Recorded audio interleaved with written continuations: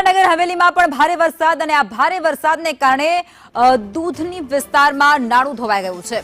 વિદ્યાર્થીઓ એ જીવના જોખમે શાળાએ જવા માટે મજબૂર બન્યા છે, જેમાં ખોખબારી અને કૌચા સાથે જ પાદરી પાડાના જે બાળકો છે તે ખૂબ પરેશાની ભોગવી રહ્યા છે।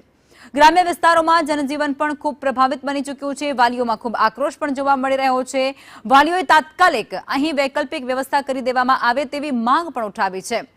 જો કે આ ઘટનાનો વિડીયો એ સોશિયલ મીડિયા પર અત્યારે ખૂબ વાયરલ થયો, જેમાં સ્પષ્ટપણે જોઈ શકાય છે કે નાના નાના એ ભૂલકાઓ જે પોતાનું ભવિષ્ય સવારવા માટે શાળાએ જતા હોય છે, ભણતર મેળવવા માટે જતા હોય છે, જ્ઞાન મેળવવા માટે જતા હોય છે, પણ પ્રશાસનની ભૂલને કારણે એ લોકોએ પોતાના જીવ જોખમમાં મૂકી અને રસ્તાઓ ઓળંગવા પડે છે।